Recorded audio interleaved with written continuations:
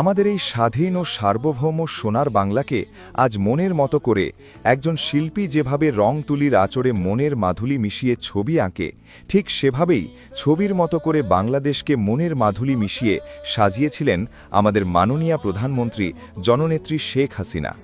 আমরা কোন মুখে ওনার এই সকল অবদানকে অস্বীকার করতে পারি? যদিও বা বাঙালি জাতির বীরত্বের পাশাপাশি মোনাফেকিরও দীর্ঘ ইতিহাস আছে।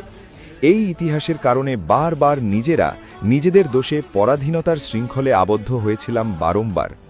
যে নারী তার পরিবার পরিজন সকলকে হারিয়েছে এই দেশ মাতৃকার জন্য, যার জীবন যৌবন উৎসর্গ করেছিলেন এদেশের দারিদ্র্যপীড়িত জনগণের ভাগ্যোন্নয়নে, যার প্রতিটা মুহূর্ত ব্যয় হয়েছিল বাংলাদেশের উন্নয়ন অগ্রযাত্রা নিজ হাতে সাজানোকে কেন্দ্র করে, সেই মহীয়সী নারীকেই ছাত্র জনতার ব্যানার ব্যবহার করে রাজাকার গোষ্ঠী ফ্যাসিস্ট ট্যাগ লাগিয়ে হত্যা করার পরিকল্পনা করেছিল। আজ আমরা লজ্জিত। আজ বিশ্বের কাছে মাথা উঁচু করে দাঁড়াতে শেখা বাঙালি জাতি মোনাফেক উপাধি পেয়েছে। আজ পৃথিবীর কোনো দেশ বাংলাদেশের জনগণকে কর্মসংস্থান বা বাসস্থানের সুযোগ করে দিতে হাজারবার চিন্তা করে।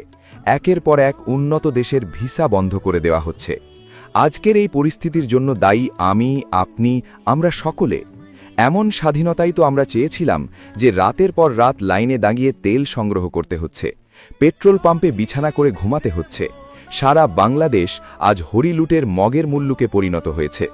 উন্নয়ন এবং সমৃদ্ধির বিমানে উড্ডয়ন করা একটি দেশ আজ বিমান দুর্ঘটনায় আফ্রিকার কোনো এক দারিদ্র্যপীড়িত দেশে পতিত হওয়ার মতো পরিস্থিতির সম্মুখীন হয়েছে। হ্যাঁ, আজ আমরা রূপা কুড়াতে গিয়ে মহামূল্যবান হীরা হারিয়ে ফেলেছি। আমরা আজ নিজেদের ভুল বুঝতে পেরেছি। আজ বাংলার খেটে খাওয়া জনগণ আহাজারি করছে মাননীয় প্রধানমন্ত্রী জননেত্রী শেখ হাসিনাকে হারিয়ে। আমরা চাই এই স্মার্ট বাংলাদেশের রূপকার জননেত্রী শেখ হাসিনা আবারও আমাদের দায়িত্বভার নিজের কাঁধে তুলে নিবে এবং আবারও বাংলাদেশ তার আপন গতিতে ফিরে যাবে। হ্যাঁ, মাননীয় প্রধানমন্ত্রী জননেত্রী শেখ হাসিনা ফ্যাসিস্ট নয়, তিনি আর্টিস্ট, যার রং তুলির আঁচড়ে মনোমুগ্ধকর সাজে সেজেছিল আমাদের প্রাণের মাতৃভূমি। জয় বাংলা।